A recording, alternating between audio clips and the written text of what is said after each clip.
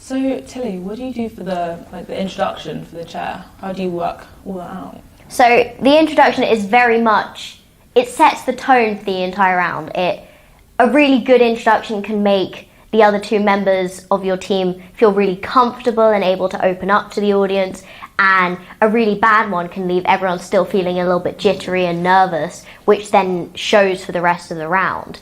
And so while the content of the introduction is really important, it's almost more important to put everyone else at ease, which is why you start off with the very jolly hello and welcome. You know, you make eye contact with the judges, you make the audience feel included. And so you start with that, and then you go on to introduce, obviously, your team, your guest speaker, what they're talking about, everything I mentioned earlier. But the really key thing is not to give too much away. And the clue's in the name, you're introducing the guest speaker. So you don't want to give away any of the key examples or ruin the tagline or the funny joke that's coming. And so it's very much, it's setting everyone else up to do their best work and to look good, which will then in turn make the chairperson look good. And what's the role of the chair while the speaker is actually performing their speech? So the speaker will be doing a fabulous job, and at that point the chair, at least the way I do it, very busily writing down notes, key arguments. If there's a brilliant quote or a great example, I'll tend to write those down, because then in the questioning period, I'll rearrange all of that into a summary speech, which you can then give alongside the vote of thanks. And when you're doing all your introduction, your summary, how do you look at timing and how do you practice for that? Because obviously you haven't heard the speech before, so how do you make sure on the day you deliver just the right amount of time? So the introduction, there's kind of a plan that the hello, welcome, you know how long that's going to take, and then if you aim for kind of 2 key points and 1 piece of relevant personal information, that very easily makes up time, because it's only a 1-minute speech and there's loads that you could cover. So I try and stick to just those 2 key points and that 1 piece of relevant information. And then again in the summary, I'm trying to condense 5 minutes worth of speech down into effectively 1 minute 15 with 45 seconds for the vote of thanks. So it's very much take the really key points, what stood out to me, and use that and basically cut down on what's in your speech all still relevant, but what in my speech would just be reiterating the same point. Tilly, when you are making notes for your summary speech whilst the speaker is speaking, how do you also show to the speaker and the audience that you're interested in what's being said, rather than just getting your next bit of your speech written? So while I'm writing, even though I want to be frantically writing down word for word what's happening, it's really important to stop, take a break, look up. Obviously you can't make eye contact with them, but engage. If they say something funny, that's the time to laugh, or nod your head if you agree with something. Just like everything Talia said about how you're responding to questions with those non-verbal actions, the same thing goes for the chairperson. Tilly, as a chair, how do you show your personality through your role? Because it can be quite hard because you don't have a topic that you want to show your passion about. It's difficult because all of the speeches of the chair are quite regimented. So one of my favourite ways to do it is actually in the prep time, getting to know my guest speaker, learning about them, but also telling them a little bit about me so they feel comfortable, I feel comfortable. And then having that friendly dynamic, I think, is one of the best ways, which shows through when I'm speaking, when they're speaking, especially in the handovers. And so that's another time where I let my personality show through by adding a little mention or a little something while I'm handing over to say start the questioning. Tilly, sometimes in the early rounds, speakers aren't as well organised or experienced, and sometimes they speak over 5 minutes.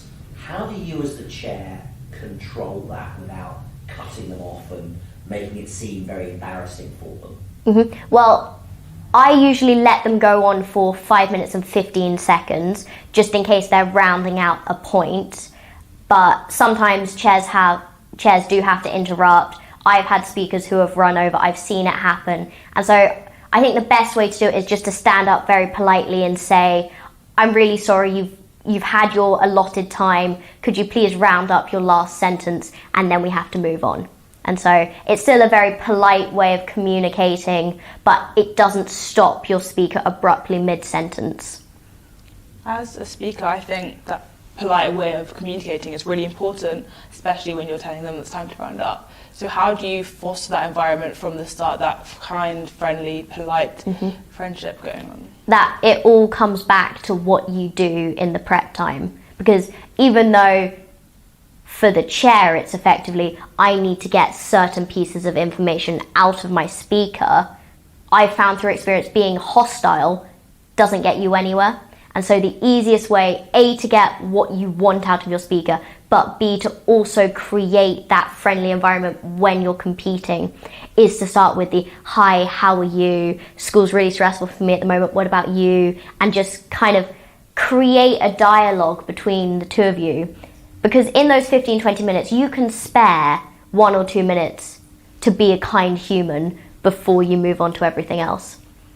In the event that you don't establish a good relationship with the speaker and you're unable to get any information as we've had before, how would you suggest to new competitors to deal with that?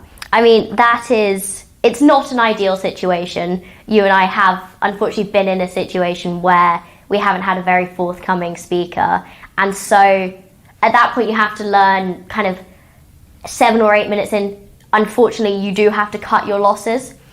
Take as much information as you can at that point. So you're always going to have the title, and at that point in your introduction you have to say something along the lines of, this is the title. Unfortunately, we don't know a lot more than this, so we as the chair and the questioner are looking forward to hearing the content of the speech just as much as the audience members. So it's very much about being polite and respectful, whilst also acknowledging that we may not have all of the information to give a complete speech.